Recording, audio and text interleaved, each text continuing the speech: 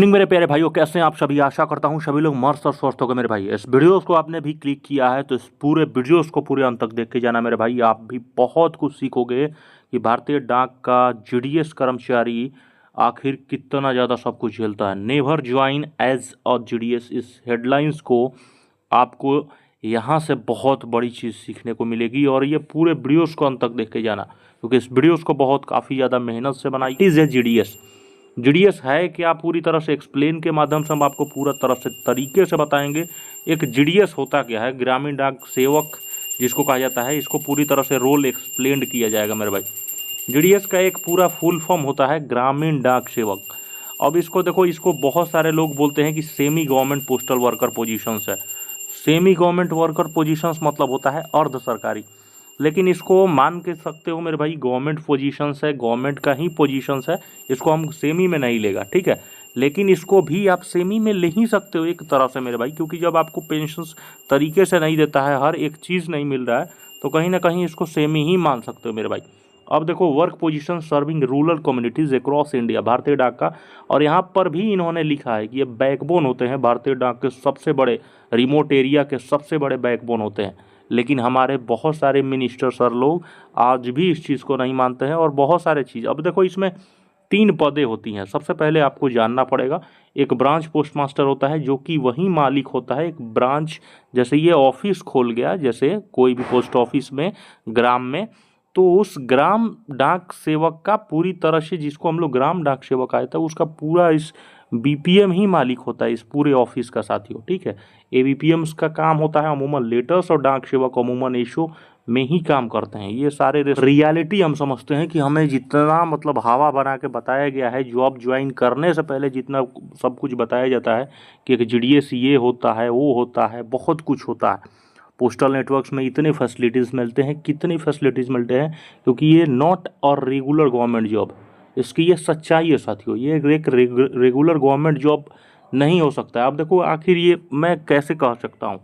अब देखो, contractual nature का होता है, सबसे पहले बात है मेरे भाई। कॉन्ट्रैक्चुअल नेचर आप कह ही सकते हो, क्योंकि जब भी आप ज्वाइनिंग करते हो तो प्रोविजनल के बेसिस पे होते हो, बाद में आपको रेगुलर फिर दे देता है। रेगुलर देने के बाद भी सेफ नहीं हो दोस्त, कभी भी किसी भी तरीके से टारगेट्स, प्रेशर, शोषण तरीके से आपको समझ जाइए कि वो जॉब छोड़ना ही पड़ जाएगा, इतना स्थिति खराब हो चुका है। GDS positions are contractual not permanent post, this means limited employment protections, बहुत सारा कम लिमिटेड प्रोटेक्शन है मेरे भाई। जॉब सिक्योरिटी मान के चलो तो 9 के बराबर है। इसमें मिसिंग बेनिफिट्स, बहुत सारे मिसिंग बेनिफिट्स है मेरे भाई। पेंशन बेनिफिट्स कहाँ है, मेडिकल कवरेज की बात कर लो तो मेडिकल कवरेज के नाम पे जो आज के जनरेशन्स में 5 लाख का जो ये आयुष्मान भारत है वो दिया जा रहा है। अब आप समझ सकते हो कितनी ज़्यादा इसमें जॉब सिक्योरिटी है। लॉन्ग टर्म सिक्योरिटीज़ के नाम पे कुछ नहीं है साथियों, ठीक है। फिर उसके बाद अब आप आते हैं कि फ्लेक्सिबल आवर, मतलब मेनली ये 4 से 5 आवर्स का ही जॉब है, लेकिन फ्लेक्सिबल आवर के नाम पे मतलब समझ सकते हो कि ये तमाचा है। फ्लेक्सिबल आवर कहाँ पे है मेरे भाई, कोई भी काम कोई करवा सकता है। अब देखो, इसमें भी क्या है, इसमें भी लोचा है। अब देखो, ये बीपीएम क्या होता है, मान लो सपोज डेट बीपीएम है, बीपीएम अगर कोऑर्डिनेट करे तो काम हो सकता है। इसमें भी बीपीएम अब क्या करता है, बीपीएम अलग दबाने लगता है, किसको, एबीपीएम को, डाक सेवक को दबाएगा ज़्यादा से ज़्यादा, उनको भी अब अलग से टारगेट देता है। बीपीएम को कौन देता है, हायर अधिकारी देते हैं, एसपी हो गए, एसएसपी हो गए। अब बीपीएम बनाने लगता है टारगेट। अब ये सिर्फ ये जॉब मेरे भाई सिर्फ टारगेट का खेल है। अब आते हैं थोड़ा सा चैलेंजेस के बारे में। बहुत सारे चैलेंजेस होते हैं, डेली चैलेंजेस फेस भाई, ये लगातार चैलेंजेस फेस करते हैं हमारे भारतीय डाक के पोस्टल कर्मचारी, जिसका नाम है जीडीएस। इसको हम भाई ग्रामीण डाक सेवक न कह के गुलाम डाक सेवक कह सकते हो। लास्ट माइल डिलीवरी स्ट्रगल, रोजाना के एक पुअर रोड में, इंफ्रास्ट्रक्चर में कंडीशन ख़राब हो, वेदर कंडीशन ख़राब हो, उतनी दूरी पर जा जाके डाक को डिलीवर कराना, ये सारा काम कौन करता है, भारतीय डाक का। लेकिन इनको क्या फैसिलिटीज़ मिलती है भारतीय डाक, कल को इसको ही कुछ हो जाए मेरे भाई, क्या इसको कितना सेफ्टी है, कुछ नहीं है मेरे भाई, ठीक है। मल्टीपल रोल जॉगलिंग, अब देखो ये काम करके बंदा आता है, उधर से भी काम लगा दिया जाता है। मेंटेन करो रिकॉर्ड्स, मतलब एमटीएस से भी बदतर है मेरे भाई। एमटीएस तो डिपार्टमेंटल नौकरी है, ठीक है। उसके बाद अब आइए इंडलेस एडिशनल डिटेल्स में देखते हैं। अब देख सकते हैं यहाँ पर सीनियर अधिकारी क्या करते हैं, बहुत सारे इधर से उधर करते हैं। एचओ से हटा के आपको एचओ में डालेंगे, एचओ से हटा के बीओ में डालेंगे, मतलब लगातार, मतलब लिमिट्स नहीं है कि वो क्या से क्या कर सकते हैं मेरे भाई। ठीक है, वर्कलोड अब देख सकते हो कि वर्कलोड वर्सेस कॉम्पनसेशन।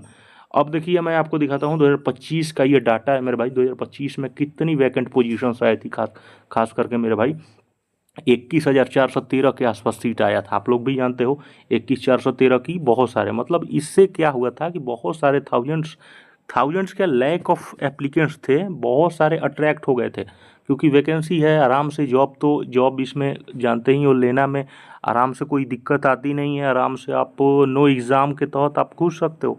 लेकिन मेरे भाई यही चीज़ यहाँ से ट्रैप होते हैं। कौन होता है? ट्रैप होता है कोई भी कर्मचारी, चाहे हमारा जुडियस हो और चाहे बाहर के लोग हो, बाहर के लड़के हो। और यहीं से लो एंट्री रिक्वायरमेंट, लो एंट्री सबसे पहले क्योंकि आप 10th पास लगाए हो, लो एंट्री है, और यहीं से फिर कंपटीशंस बढ़ता है, कंपटीशन काफ़ी ज़्यादा बढ़ जाता है। प्लस में यहाँ पर हायर परसेंटाइल वालों का ही सिलेक्शन सबसे ज़्यादा होता है। अब देखो इसमें पे एंड अलाउंस के नाम पे समझ सकते हो कि क्या मिलता है भारतीय डाक का। ये तो मान के चलो थोड़ा सा एक डीए देता है, तो थोड़ा सा एक समझ जाइए कि वही चीज़ें हैं। अब नो गारंटी इंक्रीमेंट और प्रमोशंस एग्जिस्ट, और गारंटी आपको कोई नहीं देता है कि इसमें प्रमोशंस होंगे नहीं होंगे, इसमें आपका कैरियर कहाँ है कहाँ नहीं है, इसमें भी नहीं है मेरे भाई। ठीक है, इसमें कोई प्रमोशंस की चांसेस नहीं है। अब देखो लिविंग कंडीशंस के बारे में एक बार चलते हैं, लेके आपको क्या कंडीशंस हैं लिविंग कंडीशंस में देख सकते हो। इसमें सिर्फ आपको सेल्फ अरेंजमेंट करना पड़ेगा, आपको खुद किराए का एकोमोडेशंस लेना पड़ेगा। किसको? ब्रांच पोस्ट मास्टर को साथियों। रिमोट विलेज में एक तो समझ जाओ कि आपको 2 लोग 4 लोग उधर पहचानते भी नहीं है, और उधर आपको सेल्फ अरेंज एकोमोडेशंस भारतीय डाक आपको कोई नहीं करके देती है। इंफ्रास्ट्रक्चर के नाम पे बिल्कुल उसी तरह प्रॉपर रोड नहीं है, ना लाइट है, ना इंटरनेट है। आप चले जाओगे, आप बिलीव नहीं करोगे, उत्तराखंड के पहाड़ी इलाके में चले जाओ, एक बार अरुणाचल चले जाओ, नॉर्थ ईस्ट के जगहों पे ऐसे ऐसे जगह है मेरे भाई, वहाँ पर सोचो एक जीडीएस कर्मचारी कैसे काम करते हैं भाई, आप पूछो उनसे एक बार। उसके बाद देखो सोशल आइसोलेशंस मतलब होता है हेल्थ केयर, एजुकेशंस। इनके नाम पे जो जीडीएस कर्मचारी काम करता है, इसके नाम पे इनका क्या है, इनको क्या देता है भारतीय डाक, क्या देती है इसको? मिसकंसेशन वाले reality, why many regrets joining, ये सबसे बेहतरीन टॉपिक है साथियों। मिसकंसेप्शन हमारे साथ बहुत सारा हुआ है। पहले क्या होता है, हम लोग पहले जॉब को पकड़ लेते हैं, जॉब जल्दी से ज्वाइनिंग कर लेते हैं क्योंकि इतना ज़्यादा बेरोजगारी है, एम्प्लॉयमेंट है, बहुत सारे एम्प्लॉयमेंट है। अब देखो फॉल्स स्टेबिलिटी क्या होता है, पहले हमें बताया जाता है कि ज़्यादा की जॉब नहीं है, 4 से 5 घंटे की तो नौकरी है मेरे भाई। लेकिन इसमें जब आप आ पाते हो तो आपकी स्टेबिलिटी पूरी तरह से तहस नहस हो जाती है, क्योंकि ये स्टेबल जॉब है ही नहीं दोस्त। ठीक है, उसके बाद अंडर स्टेड प्रेशर्स, लगातार इतने हायर ऑफिशियल आपको दबाव बनाएंगे, लगातार आपको प्रेशर्स देंगे, वर्कलोड देंगे कि आप मतलब समझ जाइए कि आप मजबूर हो जाओगे कुछ गलत कदम उठाने से, या मतलब आप समझ सकते हो आप इतना मेंटल हरासमेंट हो जाओगे, इतना ज़्यादा आपको स्ट्रेस है। इनएडिक्वेट ट्रेनिंग के नाम पे आप समझ सकते हो कि भारतीय डाक में कितना ट्रेनिंग मिलता है।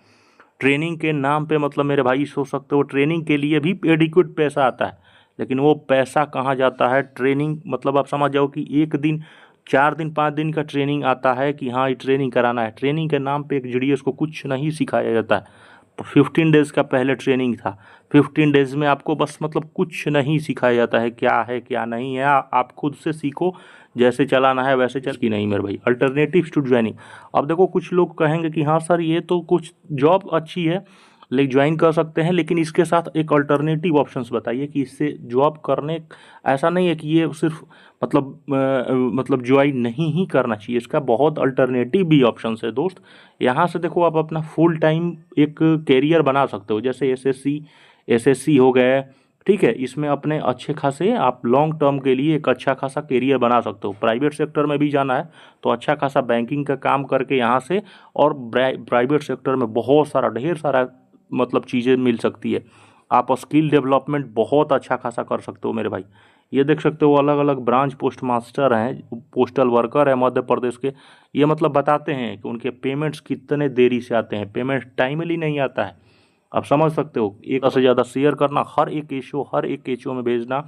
इस वीडियोस को मेरे भाई बहुत मेहनत से बनाया हो, इसीलिए यहाँ पर साफ लिखा है और साफ हम लोगों ने बताया है कि दोबारा सोच लेना कभी भी ज्वाइन करने से पहले। क्या जीडीएस, भारतीय डाक का एक ग्रामीण डाक सेवक दोबारा तिबारा जितना सोचना होगा उतना सोच लेना कि क्या मेरे लिए जीडीएस बेहतरीन होगा, अच्छा है बुरा है मेरे भाई, लेकिन आपके मैं दोनों चीज़ें बता दिया।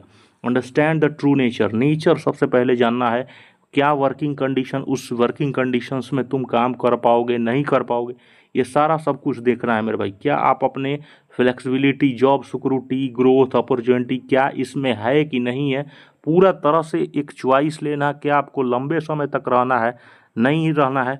और फाइनल एडवाइस हमारी तरफ से यही रहेगी मेरे भाई की, और कैरियर डिजर्व्स केयरफुल कंसिडरेशन, आपकी एक कैरियर है, हमेशा केयरफुल कंसिडरेशंस होना चाहिए, कभी भी मिसकंसेप्शंस के चक्कर में जॉब ज्वाइन नहीं करना चाहिए, फिर साल बाद आप पछतावा करोगे, सालों भर आप पछतावा करोगे और उस पछतावे का कोई खेल नहीं हो सकता है, ठीक है, सालों बाद पछतावा करना पड़ता है। और explore all the options before committing to GDS, और ये बेहतरीन ये वीडियोस होने वाला है सारा, मतलब आप ज्वाइन करने से पहले, जीडीएस ज्वाइन करने से पहले पूरी तरह से एक्सप्लोर करिए। और अब मैंने इस वीडियोस के माध्यम से पूरी तरह से शायद क्लियर कर दिया होगा कि क्या आपको जीडीएस जॉब ज्वाइन करनी चाहिए नहीं करनी चाहिए। चैनल को सब्सक्राइब करके रखना मेरे भाई, धन्यवाद, लव यू प्यारे भाई।